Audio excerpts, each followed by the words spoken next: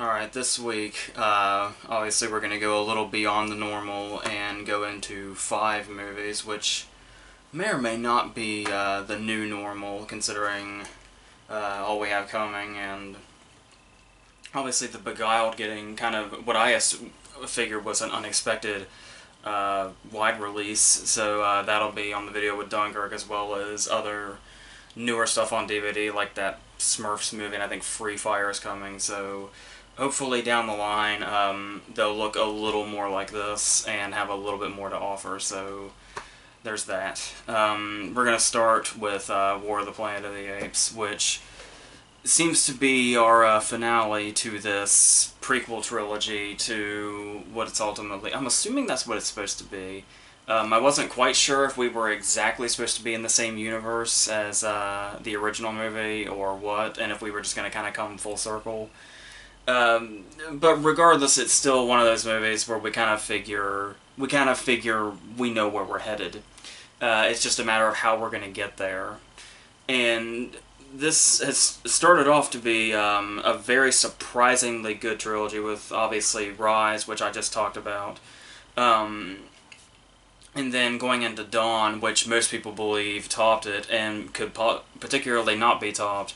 I don't know, but this one I do think that Dawn was probably topped. I wasn't incredibly kind to Dawn when I reviewed it 3 years ago when it first came out, because I had like a really bad headache when I saw that movie, but I've since seen it on DVD a couple of times, and it is very, very good stuff, but I actually do think that they kind of got better as they went in this trilogy. Starting with, I do like the opening text, where there's this thing going around for a while now where people are a bit peeved, I guess, about the titles of the movies, where they say Rise of the Planet of the Apes seems more like it would be called Dawn, and Dawn would seem more like it would be called Rise, and they should be kind of switched.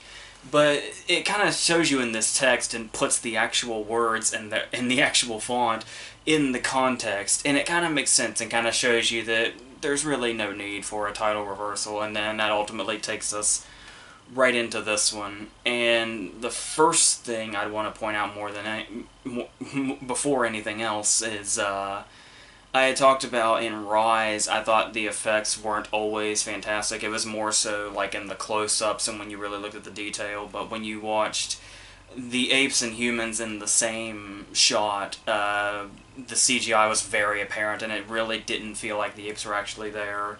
Then they got a lot better about that with Dawn. This feels like it's on a whole other level. Even like obviously Dawn was a huge upgrade and Dawn looks fantastic, but the effects in this feel like they're just in a completely different place. Like they've completely evolved into something to where it's like, yeah, I have no idea how they can pull this off. It's one of those cases where I think obviously, both Rise and Dawn were frontrunners for the visual effects Oscar at the time, and they both ended up losing out. I would think this has to be it. This, like, I know we've got like Star Wars and stuff coming and stuff like that, and some, bigger effects-heavy movies, but I feel like this has to be that visual effects Oscar win these movies have been going for, because this is, I want to use the term unreal, but that's just the thing, is everything looks so incredibly real, like it's not just to say, I know it's still CGI, but it looks real. No, it goes beyond that. It looks so incredibly real. These apes look so much just like actual people, especially now that they're starting to evolve more and they're standing upright, and the faces actually look, it was always amazing to me, like at the very start when you see all these different apes, and when you see Caesar walk onto the screen, even though Caesar basically just looks like an ape, you know that it's Caesar just by looking at him. The people don't need to address him, he doesn't need to say anything, you just see his face and you know it's him and not any of the other apes, not just some random or anything. And that distinguishment is just on such another level at this point that it's hard to even fathom. And I know the motion capture does have a lot to do with that, but still, it's just really incredible stuff. And I think that's another reason how we've been getting progressively better each movie, is because the effects have been getting progressively better too, and it's so much easier to get really invested in it when the characters look this real. And there's, like, even when it gets down to like the blocking, for instance, where it's typically when you have an effects heavy movie and there are a lot of characters that are CGI and a lot that are human, 9 times out of 10 you maybe want to keep them out of the same shot if it's not absolutely necessary, so that you can just do one and the other. But we have these shots where we'll be like looking at Woody Harrelson, but Caesar is still here with his back to us in the foreground, like it would be if, obviously there is an actor standing there, but I mean in the traditional sense. And it just makes everything, just the whole world just really, really comes to life the better these effects are. And I don't know that you can get better than this. Certainly not today, I imagine. And I just can't express that enough. That is a huge, huge plus going into this already, and it's apparent from the very, very start. Even more effective than that very first shot in Dawn, that's just a close-up of Caesar's face. Just this whole opening scene. And then when you watch how, obviously we've gone far enough into the future now that Caesar can talk pretty much in full, where it's not just kind of broken a little bit and it's not like half grunts, half words. He's like full on speaking now. And when he speaks, it does not look, it just looks like an actual ape is. There's no other way to put it.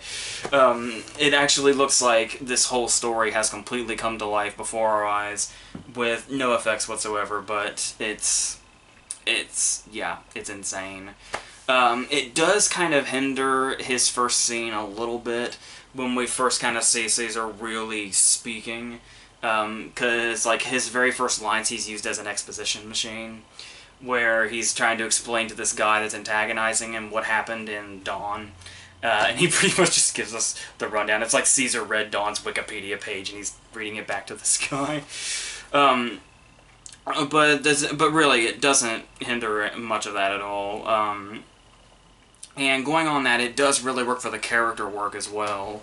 Like I was talking about with Rise, where you can see kind of, it makes it so much easier to see the development of this character when you don't see him as just a CGI thing that's not really there. Like I said, while it does certainly help that obviously Andy Serkis actually is there, it's all of this, how we're able to go into this character from an emotional standpoint right off. And how he starts off and he does the whole, let's let them live so they don't think we're savages thing. And then he's the voice of reason in this war. And then we have to watch him quickly develop, because obviously something happens that just completely turns him from the voice of reason, the now let's not be savages, into just complete vendetta-driven force of a being. And we're able to do that and actually see that not just through the writing, but actually see it through this performance that Andy Serkis gives, and how the visual effects artists have constructed him over him.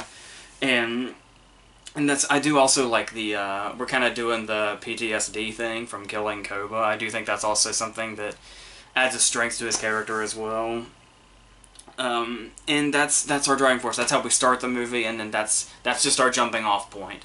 And then we really go into it, where it basically becomes this vendetta movie / war movie / prison movie. And the thing here also is this, obviously for this story to work, we have to have the other side of the story, which is Woody Harrelson's villain, who I believe is known by nothing else except the Colonel. And he could very easily have been one of these really one-dimensional military villain characters. But what I really like here is, for starters, they use him sparingly at the start. Like, we only hear his voice on the radio ever so often. And then when the big moment comes that turns the story on its head and sends us in a different direction, he doesn't really have any lines on screen. We just see him, and then he's gone. And then we do not see him again for a very long time. It's like at the halfway point he finally comes back. And then once again it sets up to where you think he's just going to be this, the only reason he's an antagonist is because he, you know, lives and breathes war, and that's the extent of it. In a lesser movie, that would have been the case, but here, he's certainly driven by war. That is a very big part of his character. But it's also because of mainly his devotion to his race, because he realizes, he knows, like, he's doing it in kind of a villain speech kind of way, but we know as an audience, because we know the outcome of this anyway, that he's speaking the truth. The reason he has to do the things that he's doing is because the apes are gonna rule. And he knows this, and he's just basically doing everything he can to take a stand to make sure that doesn't happen. But there's also another motive for him as well, where he has this very human scene with Caesar, where he explains exactly where his stance is on this, and what is really... This is kind of the core of what's driving him, not necessarily just the whole war aspect or the save humanity aspect. There's something emotional inside him, and that's the thing, is with this plot... Because we do have those moments in Rise and Dawn occasionally. Those emotional moments, like I talked about the Lithgow death scene, and Rise being a really great emotional scene. And we have those moments in Dawn, but this story in particular, the whole foundation of it is the emotion. And because it all stems from an emotional reaction that Caesar has to something that happens to him. And then we learn that Woody Harrelson is doing the same thing. Something very emotional happened to him, and that's what's driving him.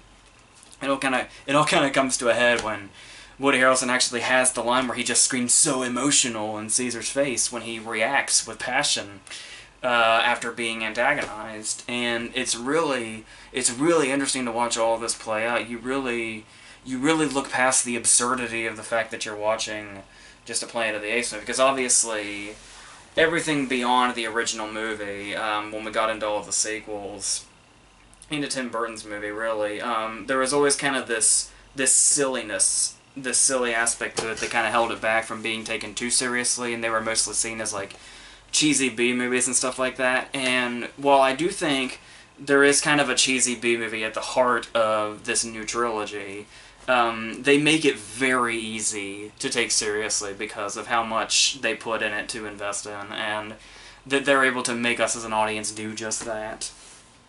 And they also kind of throw in some old-fashioned stuff in there. There are a couple, not entirely, but there are a couple of moments in this where Giacchino's score kind of gave me a similar vibe to that of the original movies.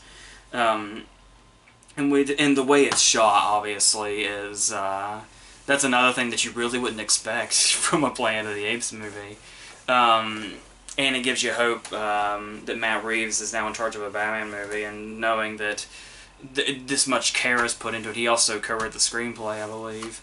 And some of the way these scenes are put together, like that ambush, that I guess you could say it's the second ambush after the war scene, where we have, like, you know, the green lasers and imagery like that. There's the way fires light up caves and the waterfall and just various stuff like that. But then, as I was talking about, also the blocking aspect kind of goes into the way it's shot also. And then there's stuff like when Maurice is first interacting with Nova, and the way she starts off kind of out of focus, and then we kind of see Maurice in the foreground here, and then she kind of leans into the shot and leans into focus. Just all this stuff kind of makes these scenes really stand out in a way that probably wouldn't if it was done in a more traditional way or in a very more straightforward way.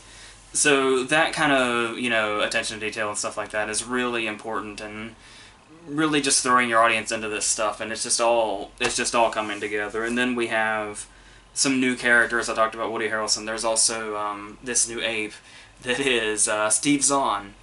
And you might be distracted at first because it is so incredibly obvious. I knew he was going to be in the movie, but I wasn't sure if he was human or ape.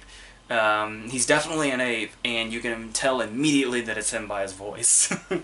But the thing here is that I assume he's also doing the motion capture. That would make sense. And on that aspect, he's really very good at this, especially for an actor that's, you know, his forte isn't motion capture, like Andy Serkis, for instance. And he does bring, obviously, it's a Steve Zahn character. 9 times out of 10, he's probably going to be the comedy relief. And there are certainly scenes like that. There's like the scene with the binoculars and stuff like that. There's the classic 90s kid movie joke where somebody crashes and you just hear them say, "I'm okay," from a distance. But he also has these moments that are really sincere and sometimes almost... There are a couple of times when we first meet him where you're not quite sure if he plays off kind of dopey and kind of almost kid-like, even though he looks kind of old in the face. And there are a couple of moments where just the way he delivers it and the way you can see it in his eyes, you kind of question if maybe he's a little sinister at first. It's obviously not the case in the long run, but there are definitely these moments where he has to be really serious and play it up. And, you know, you see Saving Silverman enough times, you forget that Steve Zahn is really an incredible actor and can really play this serious stuff, like Rescue Dawn. Or I really liked what he was doing in A Perfect Getaway when his character's real attributes started to come out. So I thought he made a really great presence here. And yeah, he is a really funny character, even when he's being the comedy relief as well. So, and that's it. It's like he's always been totally on point as a comedic actor, regardless of the quality of the movie he's in. Looking at you, Strange Wilderness. But going on that also, as I was talking about before, we kind of play with genre a little bit, where we kind of start off like a war movie. Hey Joe is put on the soundtrack at some point, which obviously is a cliche, but it sets the mood nicely. But then after a while, it does kind of take on this prison movie vibe, and the thing about this is where it kind of takes on almost like a Great Escape feel. How it kind of switches over to, it feels like an adventure movie at this point, which is really important, I think, because we talk about these really serious aspects and how emotionally driven the characters are in it, and how all these themes we're trying to go into, and this whole questioning humanity thing. But it's like when you take this prison aspect and you kind of turn it into an adventure movie here, it brings back a fun quality to the movie that keeps it from going over serious. And I thought that was really important to kind of keeping a balance here, because it does kind of... Because obviously, yeah, there is always going to be a silliness to the idea that it's a movie about apes. And apes are our main characters, and we're supposed to see them as humans. Seriously, as the movie takes it, and very effectively, there is always going to kind of be that underlying thing. And the fact that it would seem a bit... It would seem a bit heavy-handed, maybe even a bit pretentious, if this movie tried to 150% be serious. That they're able to kind of add that fun adventure quality to it. I think it's them kind of saying, you know, we're trying to make this more than what it is, but we're not trying to completely ignore what it is. So I thought that was a really nice balance of what all was going on here. Obviously, there's going to be more callbacks. Like I do like exactly how we come to realize how Nova got her name, I guess. And then there is stuff like well, okay, yeah. Going off that, there is also I was talking about the PTSD with Koba thing, and while I do think that is a really good aspect to add to Caesar's character, I do think they lay it on very, very thick. There's every time, like, first off, every time Koba's on screen, Caesar has to refer to him by name in shock, and 9 times out of 10 it's a dream sequence. And first off, the whole thing about Koba is his face is very recognizable. It's very distinguished. We know, when we see Koba, we know what it is. We are David Oyelowo in the first movie. When we see him, we fucking know it's him. And we don't really need him addressed every time. And the way they lay on the, how Caesar's in danger of becoming like Koba, that's kind of a theme we see going on as the plot kicks off and we get closer to Caesar and Woody Harrelson's character colliding. I don't necessarily think we needed Maurice to just flat out say, like, dude, you're being Koba right now, stop it. I think they lay it on a little thick, the Koba stuff, but I do like that it's in there and the purpose that it serves. So there is that, but I do think they could have dialed it back just a little bit, because I think they definitely could have gotten the point across in a bit more of a subtle way than they do. So there's stuff like that. But mainly, yeah, the way they're able to kind of do this and make... Because my concern was, obviously Rise was like the origin story, and then Dawn was like, you know, all hell breaking loose. when we were going into war, I wasn't really sure what the main plot outline was, so seeing what happened in Dawn, and I mean, the next and final movie was going to be called War for the Planet of the Apes, which a title I loved, by the way. But at the same time, I was like, oh, how is this just not going to be Dawn again? Like, how is this not just going to be an exact, extension of Dawn? But yeah, they really do differentiate as three different movies, and this definitely is a closing movie. So, which is such a relief in this era where it's like everything is supposedly the end, but oh no, we just gotta keep going all the time.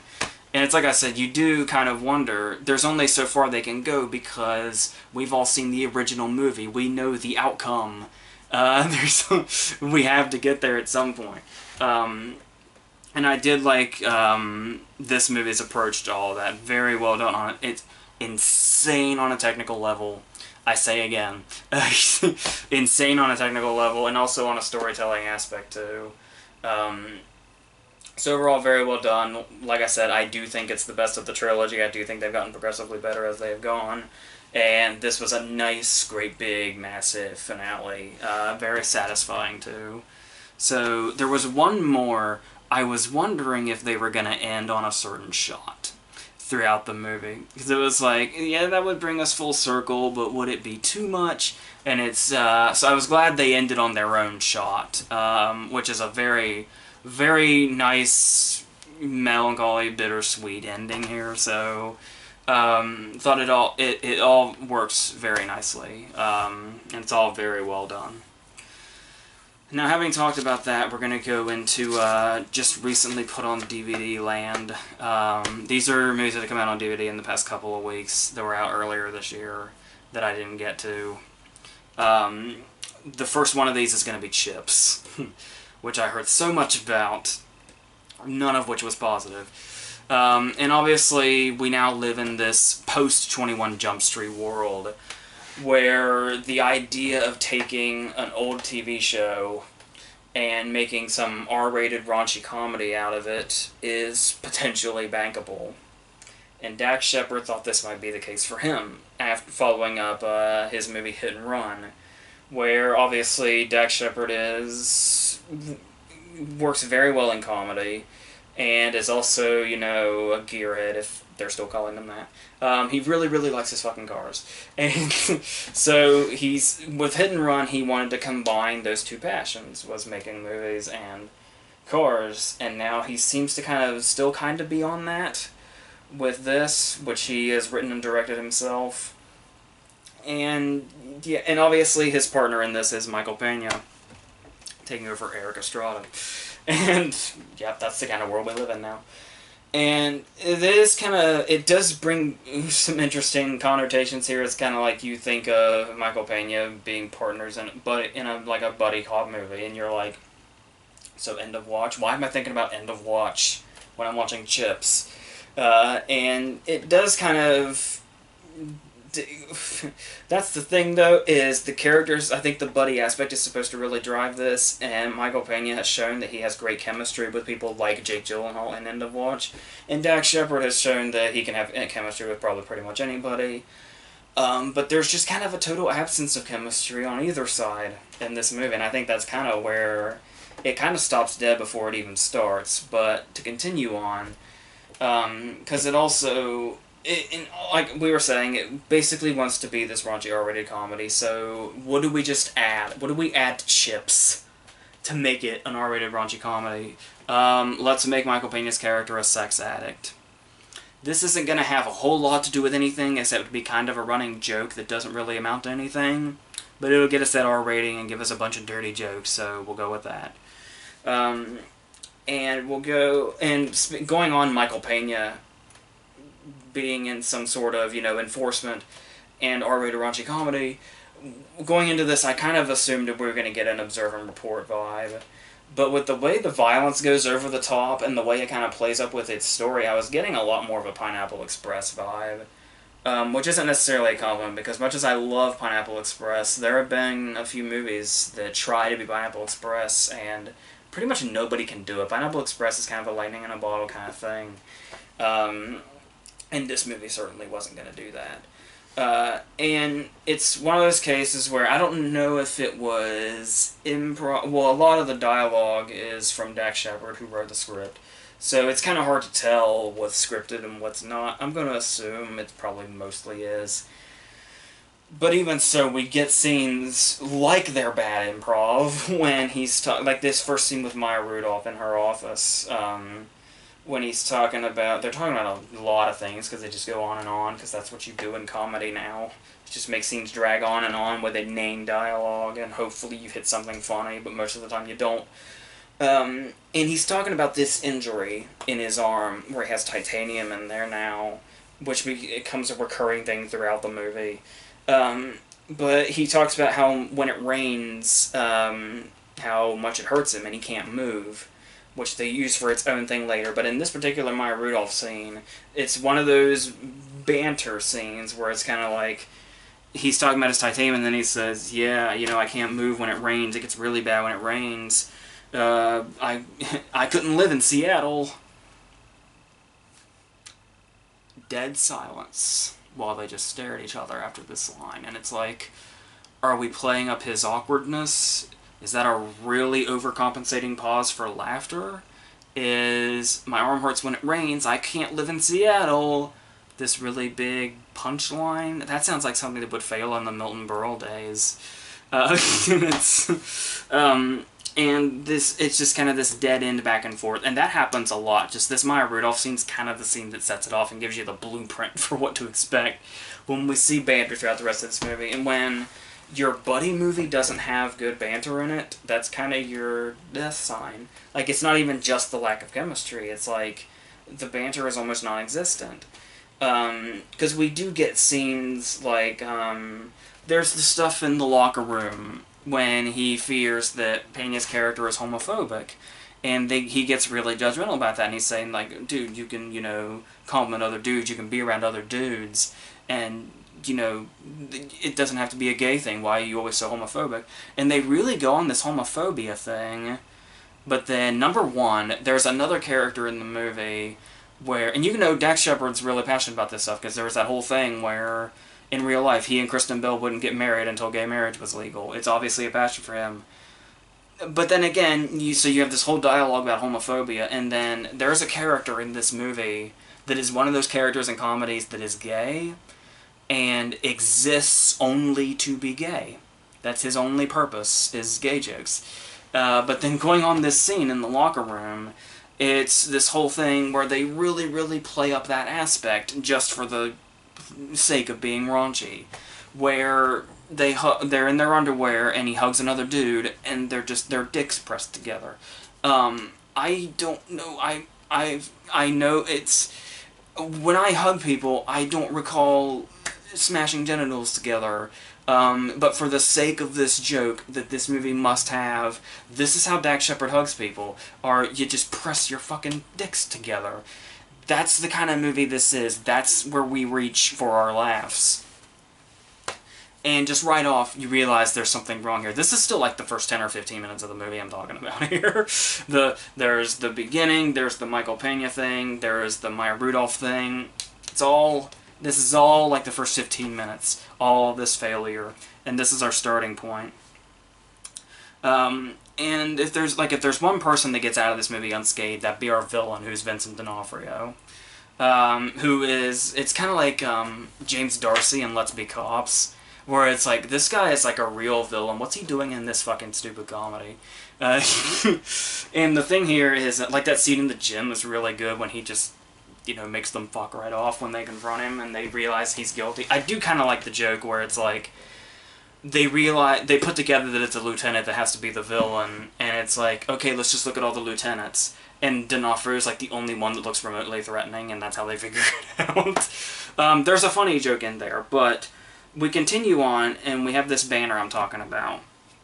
It's a curse throughout the whole movie. There is another scene, a very long, drawn-out scene, where to treat his sex addiction personally alone by himself, Peña always has to be in the bathroom.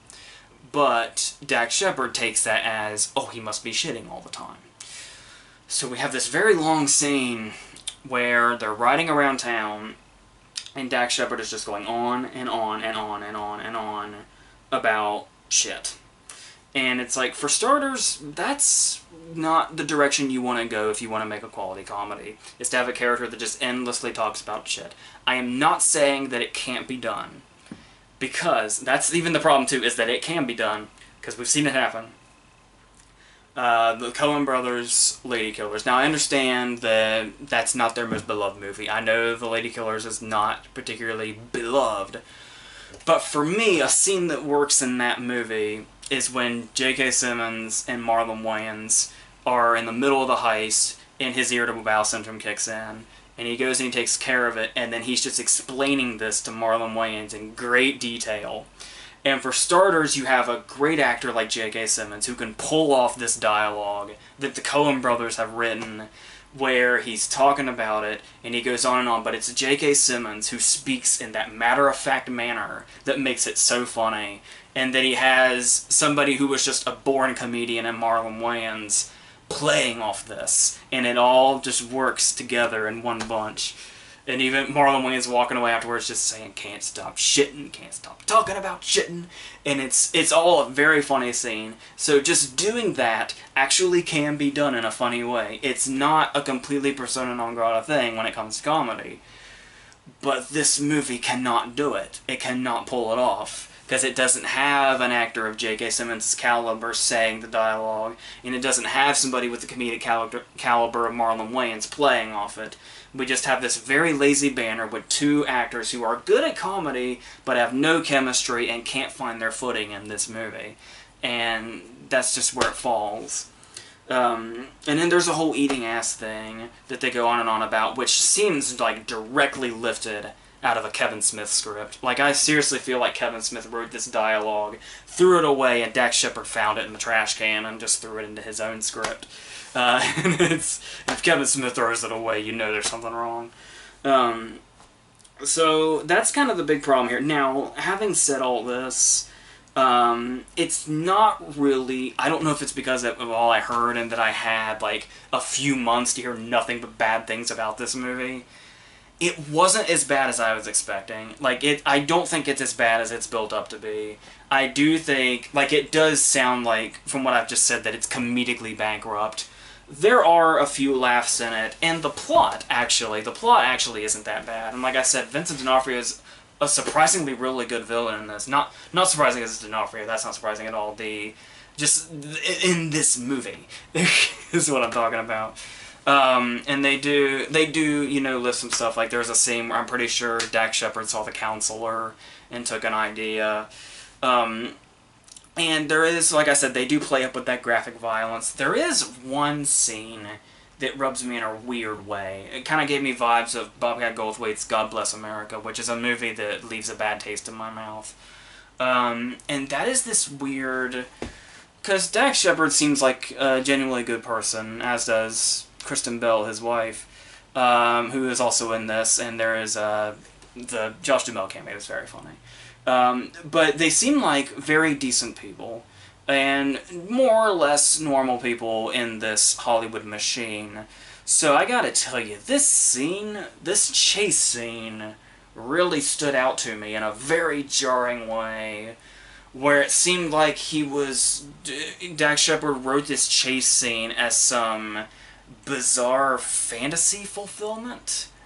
Because you know there's, like, if people use selfie sticks, generally they're the bane of existence. And there's paparazzi, which obviously most celebrities hate. So you have this scene when a chase is happening, and there's a person with a tourist with a selfie stick that gets smashed by a car. There's paparazzi that get smashed by cars. And it's like, whoa, dude, whoa. It's like, I get if you don't like these people in real life, but I mean, this is, do you need to talk about something? Because to put that in here in this comedy seems, a bit much. And like I said, it stands out way too much as a wish fulfillment thing. Like, and I can understand, you know, a joke being innocent bystanders during a chase, fine, but it's like, when it's so clearly a wish fulfillment of, like, just smacking the people out of existence that you don't like, that's a little odd. That's a little forward, but yeah, overall there is stuff like that, and for the most part it doesn't work. But I mean, I was expecting something a lot worse. I really was. Like especially in the second half, it starts to pick itself up a little bit. It doesn't save itself, but it saves itself from being absolutely 100% bottom of the barrel. There are a lot of worse movies than this. Many of them have come out this year. So, yeah, so it's like I think it's a bit blown out of proportion, but you know, if somebody were to say they think this is one of the worst movies of the year or something, you know, you're not going to get an argument from me. So, yeah, that's how I ended up feeling about Chips, oddly enough. Going on to another very different movie that just came out on DVD this past week is The Lost City of Zed, James Gray's new movie that I guess has been in brewing for quite some time. I know it's Plan B released it. I feel like it's been on Brad Pitt's IMDb page forever. Not just mixing up with World War Z. And the thing here about James Gray is that he started off with these very small, modest crime movies like Little Odessa and We Are in the Night, The Yards, and then he made The Immigrant, which seemed to kind of come from out of nowhere and be very ambitious for him. And I loved The Immigrant. Like, it was one of my favorite movies of that year. Words cannot describe how much I loved The Immigrant. And it really showed that he was ready to really step up his game and go really ambitious and step away from these modern crime movies and go into, like, period drama and stuff like that and make this really kind of cool, epic-looking movie like The Immigrant. And then we're continuing, he's going to grow his ambition. He's going to go as big as he can and basically make what I'm guessing he feels is going to be his Lawrence of Arabia with this movie. Or like, he kind of like taking a Herzog approach too. And I don't know. Because it's, well, we start off with our lead, who is Charlie Hunnam. I talked about this with King Arthur, among many other things, and it's like, Charlie Hunnam is one of those guys that keeps proving me wrong, because I see a movie that he's the star of and I like him in it. I loved him in Green Street Hooligans. I thought he was solid in Pacific Rim and was able to carry that movie being the star of it, which was a huge movie. And King Arthur I thought he was good in and carried the movie well. So it's like, every time he's the star of a movie, I always question it. I always question if he can carry it. And more often than not, I think he does, and he always proves me wrong. And yeah, that's pretty much the case here too, where I was a bit concerned about him taking on a movie like this in the lead, especially with, there's a lot of people in this movie, but he is front and center from beginning to end. So, like, Robert Pattinson is pretty much the person with the second most screen time. I almost didn't recognize him. It wasn't until he took his glasses off I realized, oh, that's actually him, because I thought it just looked like him, but it's like, no, that's Robert Pattinson. He's really in it now. You got the likes of Angus McFadden shows up in there. Ian McDermott, who people know for playing Palpatine in the Star Wars movies. A lot of familiar faces pop up throughout it, but Hunnam is pretty much the main face here. Tom Holland has a crucial moment in the last half hour. But still, even though I do feel like he is a strong enough lead to carry this movie, the movie itself I don't think is really up to par with what its ambition is. Now, I had gone into it, and, well, here's the thing, is, start off, I wasn't quite sure exactly. I had a very, very vague outline of what the story was, but I still wasn't quite sure what to expect. I tried to go in as blind as possible, and it kind of bit me in the ass, because it maybe would have been more I don't know. It could have possibly been more successful to me if I had known what to expect going in, because when it started off, I knew going into the movie was 2 hours and 20 minutes. I knew it was a damn long movie. So I kept thinking it was getting a bit of ahead of itself, because I knew they were going to go out on this expedition looking for this lost city. And I kind of assumed that's what the movie was going to be.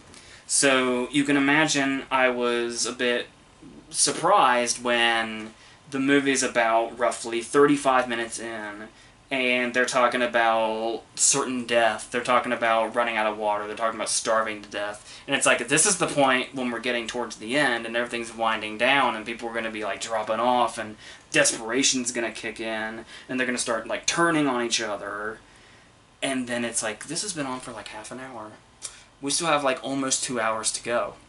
What is going on? This is not the kind of pacing I would expect. But no, they keep coming home and then going back out again. And that's what the movie is. And it felt like this first 40 minutes felt like an entire movie condensed. And it's like, well, this is going to be a slog, isn't it? But that's the thing, is, okay, now I understand what the plot is. They're going to keep trying, and they may keep failing, but they're going to keep trying until they can reach a point that maybe they will find what they're looking for. Now I get it. But still, that's the problem, is the way this is set up. It's almost like we should feel his obsession. That is what really fuels the movie, is Fawcett's obsession with finding this, and the way that the journeys keep happening kind of shows that just thirst for it and the obsession. But we never really feel that. I never really felt that anyway. Like, the only way I really felt his obsession was every now and then he'd bring it up in dialogue, and we kept getting jumps in time. That's pretty much the only thing that kind of showed this is an ongoing thing. Because otherwise, once they start doing it, it does become very redundant very fast. And that's pretty much all you feel. You get numb to any kind of character-driven thing here that is going on. It's all about... I feel like we've been through this a couple of times, and this movie's really clocking in, and and it just keeps going. And now, yeah, you might think that's the problem, is that I had heard this described as a difficult movie. A movie like a challenging movie. Like the likes, like very, very slow moving movies like that. But that's the thing. I would really not describe this movie as challenging at all. It is not successful enough at what it does to be called challenging. What it is this challenging aspect, you say, about how it's very slow burn. You have to really, really crawl and climb with your hero to get to that ending point. That's the problem, is this movie doesn't feel like you're on this journey. It doesn't feel like you're going through the snow with Hugh Glass. It doesn't feel like you're going through the desert with T.D. Lawrence. It feels like somebody's just learning to drive, and so they put on the gas and then hit the brakes, and put on the gas and hit the brakes. That's what this story feels like throughout the whole movie. And it's just, you just don't get involved. We don't spend near enough time in the jungle. There's way too much time spent with him at home and his falling apart life, and it's like, oh, this is all you care about, and but it all doesn't matter after a while. It's only maybe 40 minutes. When he goes back home the first time, my investment was kind of gone, and it never came. I expected it to kind of, when I realized what was going on, I was like, oh, okay, I see what the story is now. I expected the investment to come back, and it didn't. And it just really got long, and it's really just, there's just no investment in it. It just kept going and going and going, and I just endured it after a while. And that's basically what I ended up feeling about it. So I can get it if people see it with that epic feel, and if people get invested in it and go along with it, that's great. I wish I could have been one of those people, but it was just way too much of a start and stop slog to me. And it really didn't, like, that whole, and then eventually it starts to feel like it's jumping around a lot. Like, eventually it reaches the point where it wants to be a war movie, and then after a while it stops being like an adventure movie or an expedition movie and just becomes a full-on biopic. And that is just, that kills you inside. Like, biopics are okay if you're expecting biopics, and maybe people go into this expecting one if they really are familiar with the story.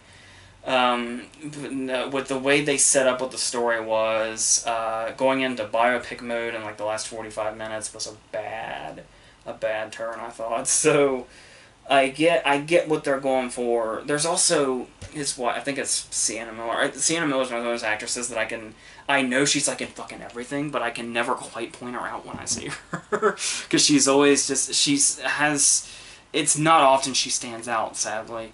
Um, and here it's like her character just constantly flip flops. Where it's like half, oh, go out, do your thing, do your expedition, and then when he gets back, it's like, she has to be the wife, you're never home, and all these children are whatever. And it just all feels like a big miscalculation, and like Gray really bit off more than he could chew with this. And like I said, I feel like with his ambition growing, I know he's capable of a movie like this, but it feels like there should be another step or two between The Immigrant and this. And there's like, he might have done a movie between then that I forgot about, but it feels like kind of a bigger jump than he was ready for with this. Which sucks because he's very much a competent filmmaker, but this movie really doesn't show that for me anyway. But we do have some strong performances, and like I said, Hunnam does have the ability to carry a movie, but just all the things you're looking for, this, for me, it fell short in pretty much almost all aspects. Alright, let's go. Just two more. I'm losing my voice already. I gotta get back into the swing of things here with all these multiple ones. Our next movie is going to be Table 19. Table 19 is one of these movies, one of these small release movies with a slew of characters. They kind of have this indie setting. It's produced by the Duplass brothers, which is enough to get me hyped, because it's like, oh, we're going to get kind of a Duplass thing, kind of a Swanberg thing going on here. It's like, okay, let's see what's up. And the plot sets it up for a movie to be effective enough with that kind of idea. If you look at a Duplass Brothers movie or a Swanberg movie, Swanberg movies especially, he's really, really good with his ensembles. So you have these people, you got a decent cast here. You've got Anna Kendrick, you got Craig Robinson, you got Stephen Merchant, Lisa Kudrow, June Squibb, Tony Revolori, who's striking out twice in a row here because he was my least favorite thing about Spider-Man. And they are the rejects at this table, at this wedding reception. And they basically have to... They band together and realize, oh, well, we've basically all been... We're the reject table. It's like somebody's watching that scene in The Wedding Singer where he talked about the mutants at Table 9. And a guy was like, hey, let's make a movie about the mutants at Table 9. Let's just add a 1 and make it Table 19. And our lead here is Anna Kendrick. I'm sorry, Anna Kendrick, I'm trying. I'm really trying to like you. Anna Kendrick can be very likable. Oftentimes I tend to forget, as I think the world tends to forget, she's an Oscar-nominated actress. It's been a while, but she is an Oscar-nominated actress. And she's still stuck on this thing where it's like, she's a totally hot and famous actress who absolutely must keep playing these characters that are like... She's basically pretending to be awkward and like nobody likes her. The kind of person that Anna Kendrick would never be in real life. And it's like she's so strung up on this personality trait, almost like she wished she had or something. She's just going to be constantly playing these characters that are awkward, that nobody particularly likes being around. I don't know why, but I guess that's her thing. And it's just as played out now as it has been for a while. And she's our lead, and she's basically embarrassed because, who is it? The brother of the groom or something. It's Wyatt Russell, son of Kurt Russell and Goldie Hawn, and she's basically trying to avoid awkwardness with him while basically banding together with these bland-ass characters at this table, and basically trying to find somebody to relate to in this environment that she feels shunned in, that all these people feel shunned in. So like I said, there's a story there. This could have worked, but there is just way too much going against it, most of which is predictable bullshit. Starting with, the first thing she wants to do when she gets here is to avoid Wyatt Russell. She's gonna try to find some other date, try to find some dude to fawn all over or something. So she finds this dude that she kind of somewhat connects with, only because they first go through the thing where they have the standoffish start, where it's like, oh no, I don't like this guy, and he's like, oh, I don't like her, but of course they're going to naturally connect. This goes nowhere. This whole thing. They build it up like it's gonna be something, and we have to go through the whole bullshit spiel of, oh, they hate each other, oh, now they like each other, and they're getting to know each other. It does not matter in the long run whatsoever. It's all to get to some kind of payoff that kind of somewhat is supposed to increase the conflict.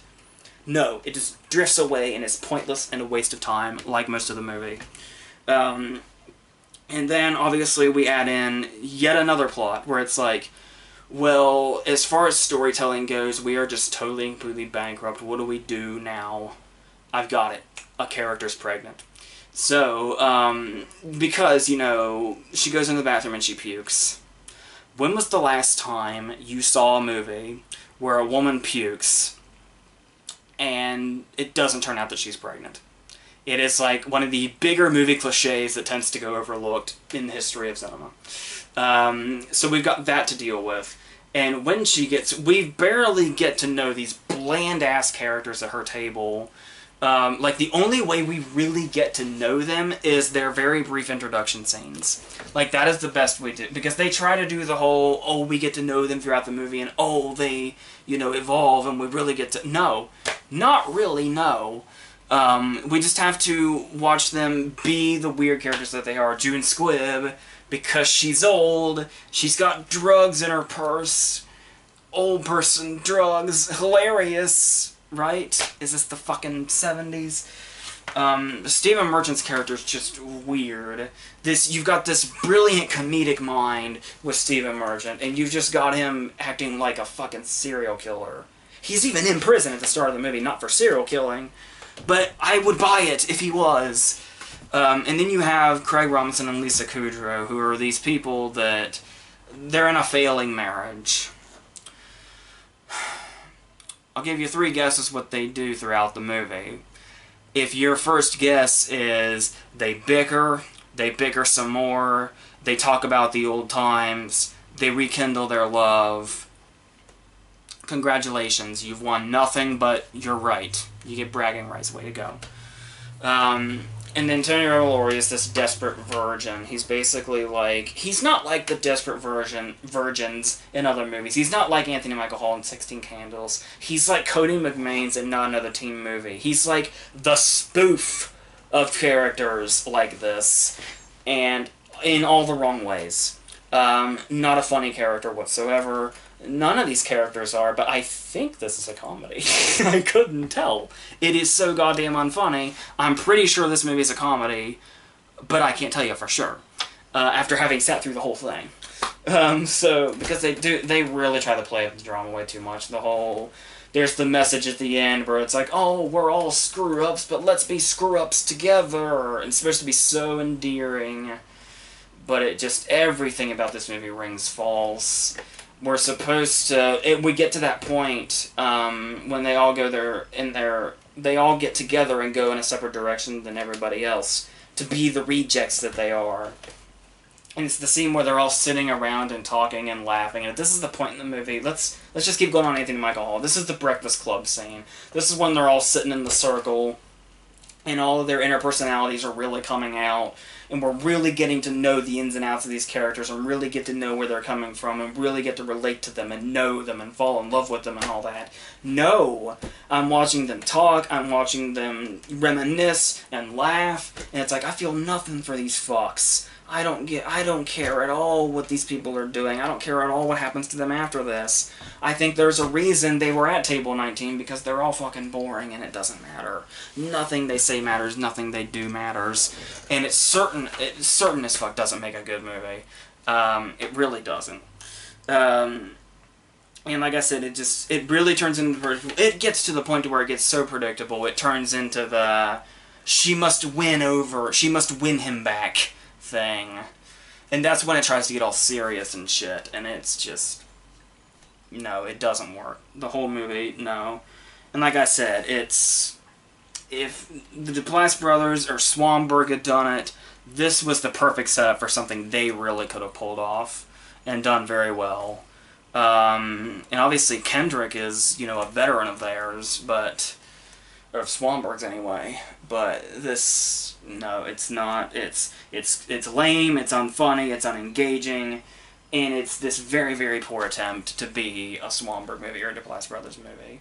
So I guess technically it's a Duplass Brothers movie because their name's on it, but I can't imagine they went anywhere near this script. They were like, hey, this is kind of like what we do. You wanna? Oh, hey, Kendrick's in it. You want us to put our names on it? You can throw it in a few indie theaters. And that's how we ended up with this, I think. So, yes. Why does this movie exist? I have no idea. But it's, if you want to watch bland-ass characters get totally and completely invested in each other after like 5 minutes because one of them gets pregnant, this is your fucking movie. Way to go. You found a use for this. I don't think anybody else has. That would explain the really small release. Speaking of small releases, we're on our last movie. Our last movie is called All Nighter. The only reason I know this movie exists is because J.K. Simmons talked about it in an interview like 6 months ago. He talked about having been working on it. And this is the story, which I will tell you because you probably don't know. Emile Hirsch and Annalee Tipton are in a relationship, and they go, and they meet. He's kind of she's going to be successful. He's a deadbeat. Go figure. He plays the banjo and shit in a band that's not very successful. They play bars, but just nobody knows who they are. Nobody cares. So they go and they meet her very stern father, J.K. Simmons, and it does not go well, and then they break up almost immediately. And then 6 months later, J.K. Simmons shows up at his door, says, I can't find her, so not answering her calls. Last I heard, she was dating you. And Emile Hirsch says, nope, we broke up 3 months ago, haven't seen her, haven't talked to her. J.K. Simmons is like, well, you're coming with me, and we're going to find her, because I'm worried. And he has to go around with Emile Hirsch, and they have to put aside their differences and bond as they look all over town for Annalee Tipton, who is still missing. And it goes on all night. That's pretty much where the title comes from.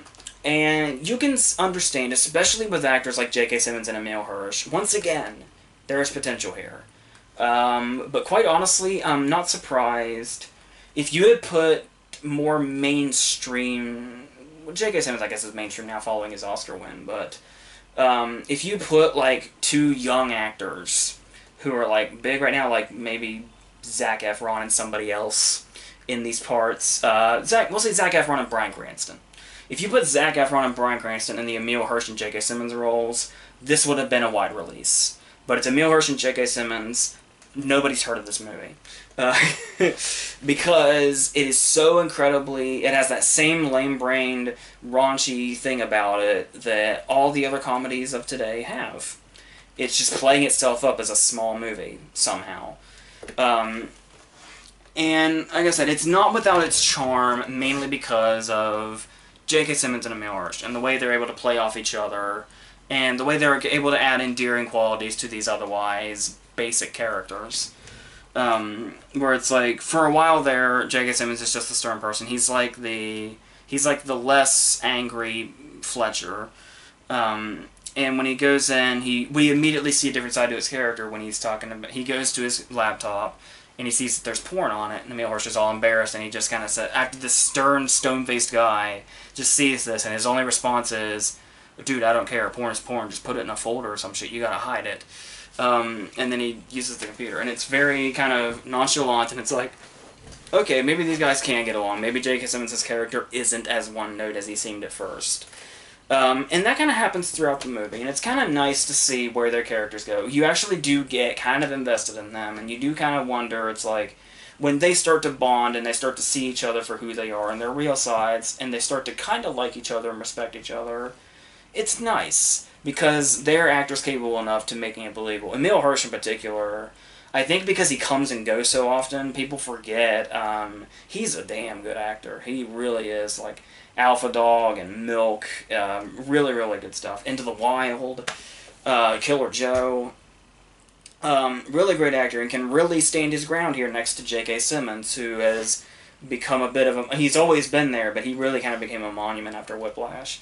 And they really do work together and have a really nice chemistry, and that is what keeps this movie afloat, because otherwise it would have failed miserably. You talk about this endless banter I talked about with Maya Rudolph in Chips. Well, let's pluck somebody else out of SNL and put them in this movie. Hello, Taron Killam. Remember when you were in 12 Years a Slave? Well, this is the shit you're doing now. And here's the thing, is we meet, I think Kristen Shaw is the wife. And it's her and Terry Gilliam, and the idea is they're going to go from place to place looking for Anna Lee Tipton. The first house is Terry Gilliam's house, because this is where she was staying when she moved out. Well, shock surprise, she's gone another way, and this is what the whole movie is. And it becomes this ongoing thing where it's like, you know the next place they're going to go is a dead-end link, and they got to bounce around and bounce around and bounce around until they reach a destination. It becomes very, very tedious, very, very fast, and what makes it so tedious, so fast, is that the first house we go to is Taron Gilliam's house. And he and his wife do that thing where they are constantly fighting. They're in a really bad place in their relationship, and they just fight, and they fight, and they fight, and they fight. And we watch this scene go on and on and on and on. And like, halfway through this, it finally occurs to you, oh shit, I'm supposed to be laughing. Oh, fuck. Oh, God, I'm doomed. Okay. And it keeps going. And this is a running joke through the whole movie. And basically the whole point of it is to point them in another direction. And it's like, well, you could have done that without this link. Like, it's like, okay. Because here's the thing, is when they get to Taron Gilliam's house, it's like, his response is, why don't you go to the diner she works at? And it's like, okay. Okay, so we have this whole pointless scene where Taron Gilliam's yelling at his wife, and she's yelling at him, and they're yelling and yelling and yelling and yelling and yelling back and forth with no laughs whatsoever. And it's like, we could have cut all this out, because they could have been at Emile Hirsch's house, which is our starting point, and said, oh no, we can't find her. What do we do? Where do we go? How do we look for her? It's like, maybe the first place you look is where she worked. But once again, that tediousness. Turns out she doesn't work there anymore, and we have to go and go and go. So this whole Taron Gilliam scene seems totally pointless. Why is it in there, right? Well, I'll tell you why it's in there. What do you do with a character that's really, really, really unfunny, whose scenes just go on and on and on and on and on? I'll tell you what you do. You shoehorn them back into the movie halfway through.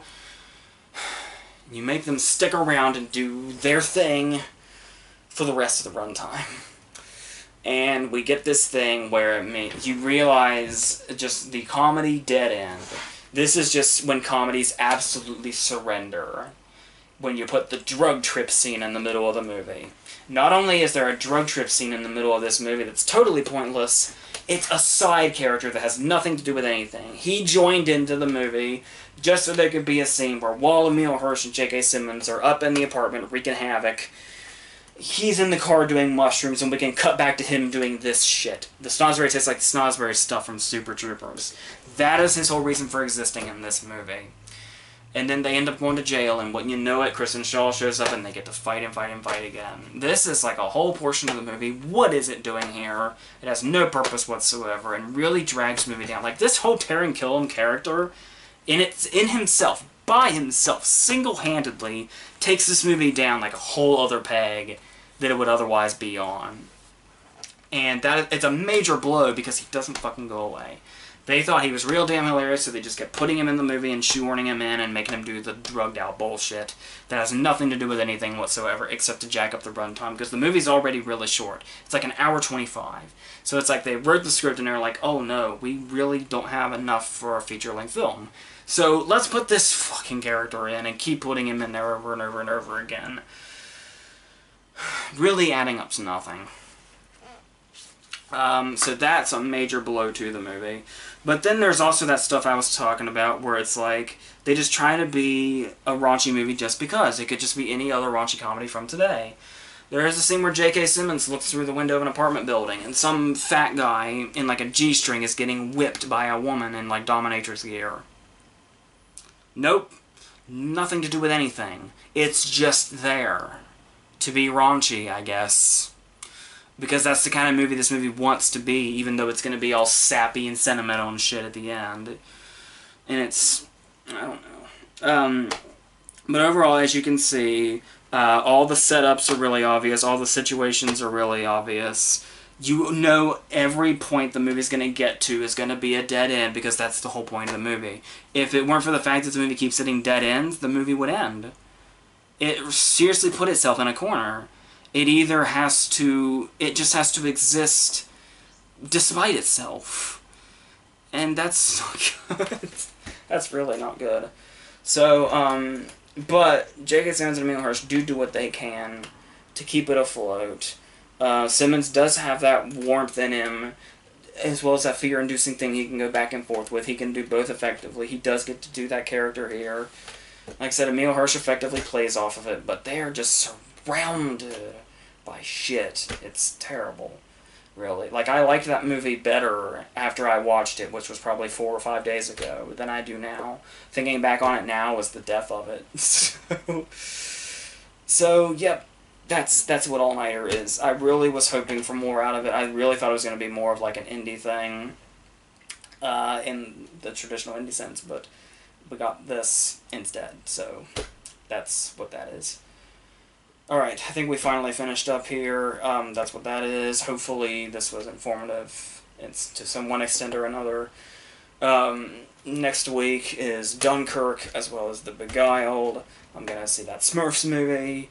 I think Free Fire comes out.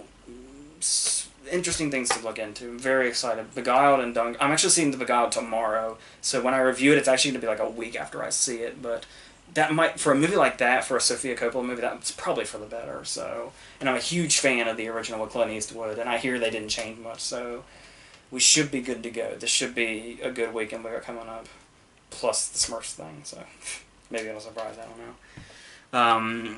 And yeah, and the verses, I have verses planned for like the next 4 weeks, so we'll be good with that. Hopefully, you're into that stuff. It's mostly stuff that has a nice popular following, so maybe some of you will come out for that. We'll see what happens. So, yes, I'm tired of talking, and my throat is sore, so that's it. We're done.